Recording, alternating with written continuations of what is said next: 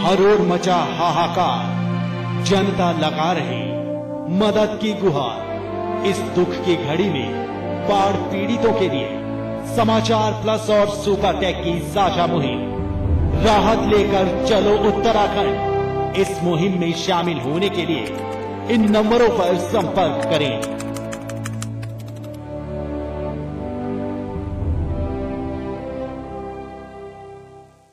क्या ग्रसित है आपका मकान? क्या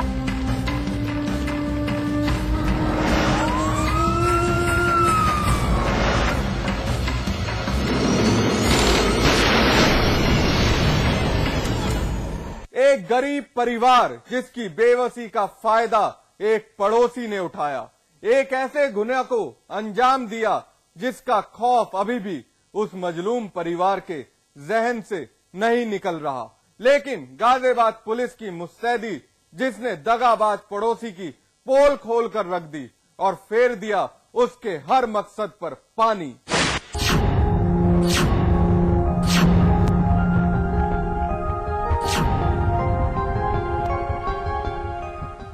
गाजियाबाद एसपी सिटी के ऑफिस में इस वक्त काफी चहलकदमी है। एक खौफजदा माँ अपनी गोद में अपने कलेजे के टुकड़े के साथ खड़ी है, साथ में परिवार भी मौजूद है।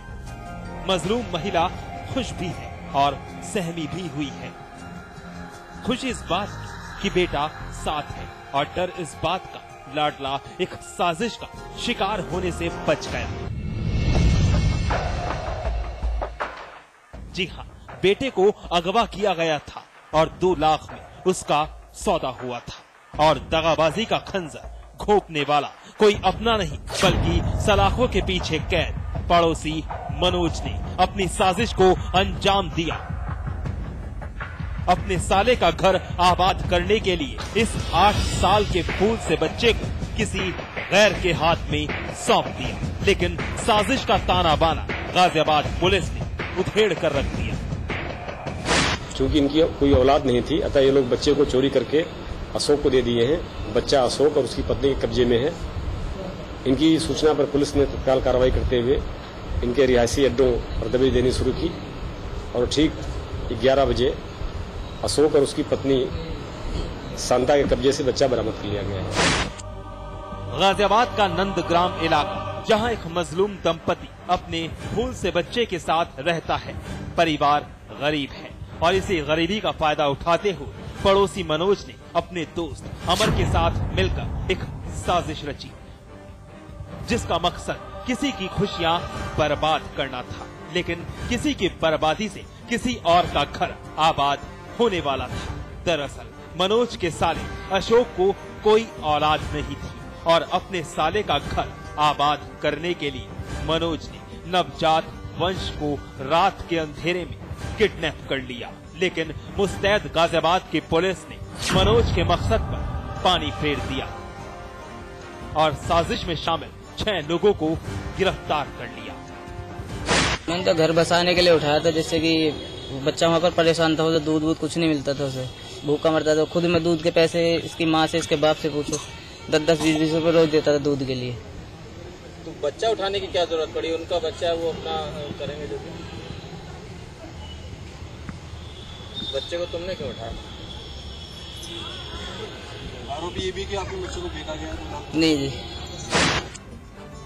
मनोज ने अपना इकबालिया गुनाह कबूल कर लिया है, लेकिन सौदे की बात से मुकर रहा है। खैर, गाजियाबाद पुलिस इस कामयाबी से राहत की सांस ले रही है, क्योंकि एक माँ को उसकी खुशियाँ वापस मिल गई। लेकिन इस वारदात साबित कर दिया कि कभी कभी भरोसेमंद शख्स ही दगाबाजी का खंजर खो ऐसा जख्म देता है जिसे पीड़ित ताउम्र याद रखता है। बदियुज़्ज़मा, गाजियाबाद समाचार प्लस।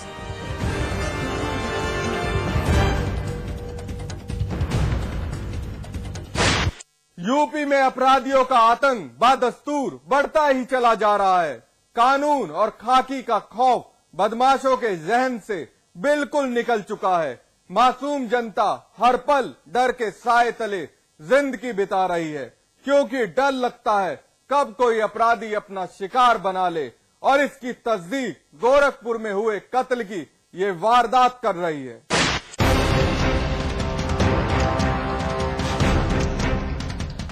उत्तर प्रदेश के अंदर अपराधी कितने बेखौफ हो गए हैं, इसकी तस्दीक गोरखपुर की ये वारदात बखूबी कर देगी। अस्पताल के भीतर 38 साल के एक शख्स को बचाने की जद्दोजहद नाकाम रही। युवक ने दम तोड़ दिया और फिर हर वारदात के बाद हमारी मित्र पुलिस ने भी हाजिरी दी। तफ्तीश शुरू हुई तो पता चला कि बेखौफ अपराधियों के आतंक का शिकार गोरखपुर की कोतवाली थाना इलाके की बैंक रोड स्थित गीता फर्नीचर एंड हार्डवेयर नाम से दुकान चलाने वाले एक व्यापारी अभिषेक रंजन अग्रवाल बने हैं, जिन्हें 2 बाइक सवार बदमाश गोली मारकर फरार हो गए। गीता फर्नीचर है बैंक रोड में गोरखपुर के अंदर, इनको जो है गोली मारी है 2 अज्ञात युवकों द्वारा और गोली मारकर वो भाग गए और इसके अंदर जो है बाकी विधिक कार्रवाई कराई जा रही है। पुलिस भी नहीं जानती वारदात की वजह क्या है। क्या व्यापारी अभिषेक की कोई रंजिश थी या फिर बदमाशों का इरादा लूटपाट का था। मगर वारदात के वक्त अभिषेक को न संभलने और न ही समझने का मौका मिला। बस अपराधी तो गोली दागकर रफूचक्कर हो गए। लहूलुहान अभिषेक को अस्पताल लाया गया मगर कोई फायदा नहीं हुआ। अभिषेक ने इलाज के दौरान ही जिंदगी को अलविदा कर दिया। अब जरा कोई बताए, मासूम जनता किससे अपनी हिफाजत की उम्मीद जताए। न सरकार सुध लेती है और न ही हमारी पुलिस को पिसती जनता की परवाह है। हरेंद्र दुबे, गोरखपुर, समाचार plus.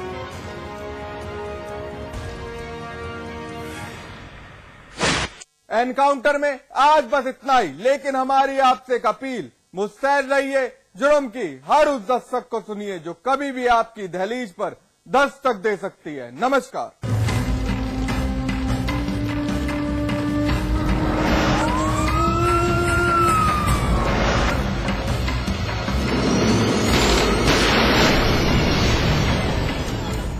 Fly me to the moon, let me swim among the stars.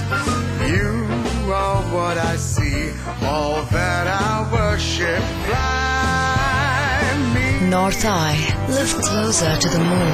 Supertech, yours for life. आज ली क्या? Interestingly.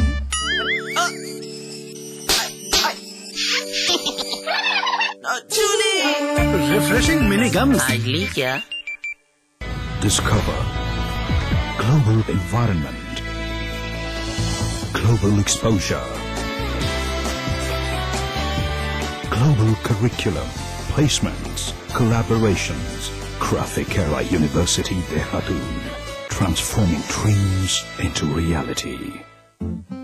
खोल दो इन खिड़कियों को, इन दरवाजों को, किसी को गुदगुदाओ, किसी को गोद उठाओ, गले मिलो, आंख मिलाओ, ताया ताई, मौसा मौसी, सबसे प्यार करो, रहो हमेशा पास पास। 3 states, 11 colleges. Placement pioneer in North India. 1,600 placements this year. Devbhoomi Group of Institutions. Viraj construction प्रस्तुत करते हैं आपके शहर लखनऊ में फैजाबाद रोड पर संपूर्ण आवासीय योजना BBD ग्रीन सिटी। निर्माण कार्य तीव्र प्रगति पर। आज ही संपर्क करें।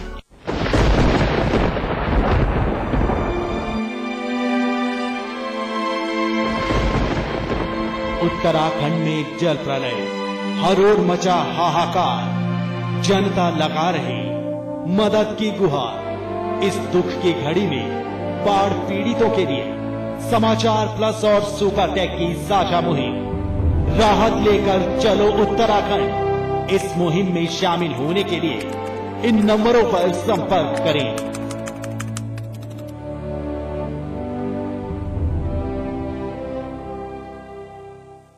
JB Institute of Technology, Dehradun, the best institute of engineering with best faculty and good infrastructure. JB Institute of Technology, inspiring minds, transforming lives. NH72 Chakrata road, Dehradun.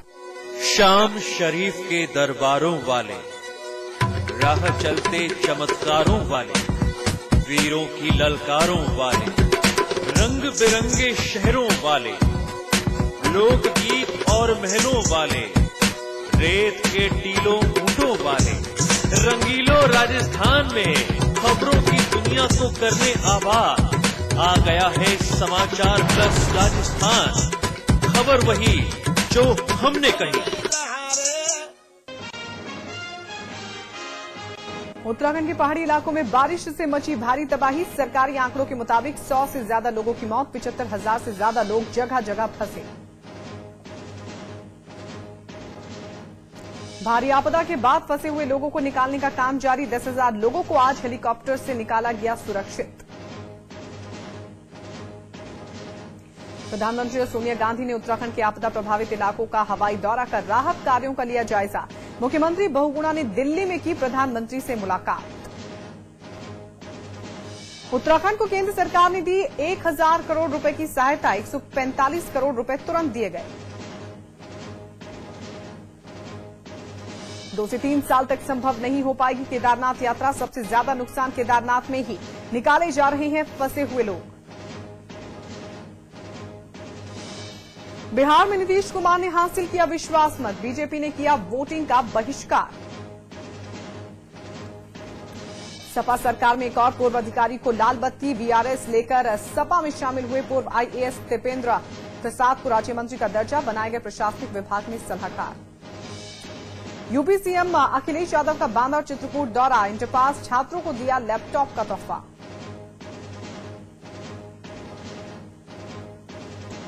Gorakhpur में समाजवादी पार्टी ने किया पिछड़ा वर्ग सम्मेलन। तेज बारिश के बावजूद उमड़ी हजारों की भीड़। और राजा भैया करेंगे सच का सामना। सीबीआई कोर्ट ने दी पॉलीग्राफ टेस्ट की इजाजत। कल दिल्ली में होगा राजा का टेस्ट।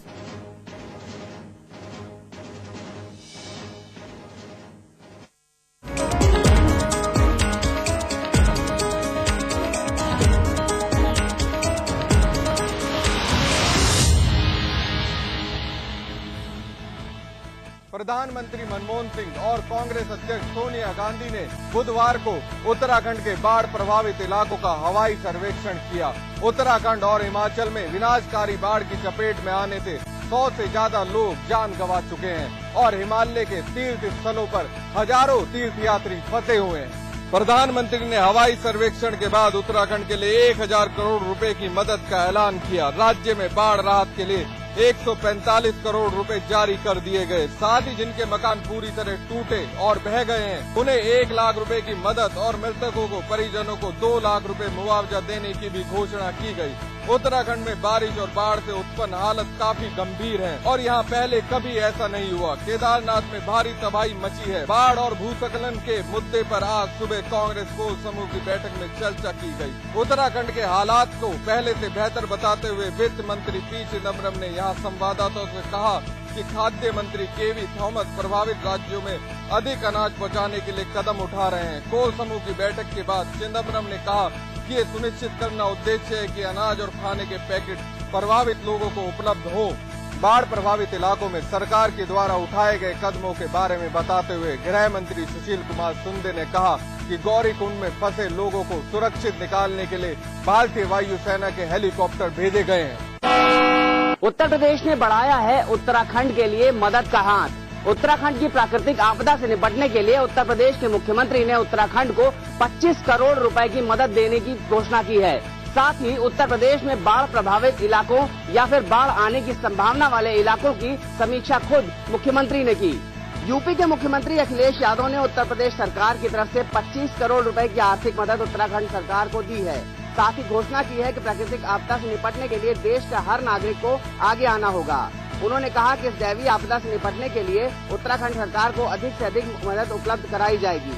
साथ ही अखिलेश यादव ने अपने राज्य यानी उत्तर प्रदेश में बाढ़ और ज्यादा बारिश वाले जिलों में जिलाधिकारियों को राहत और बचाव कार्य तेज करने के निर्देश दिए हैं। गौरतलब है कि यूपी में लखीमपुर खीरी, पीलीभीत, बिजनौर, सहारनपुर, मुजफ्फरनगर और शामली जनपदों में सतर्कता बरतने के निर्देश दिए गए हैं। मुख्यमंत्री ने निर्देश दिया है कि उत्तराखंड में तेज बारिश और प्राकृतिक आपदा के कारण नदियों और बांधों का जलस्तर बढ़ रहा है। ऐसे में इन जिलों के जिला प्रशासन विशेष रूप से नदियों के जलस्तर और बांधों की सुरक्षा पर ध्यान दें।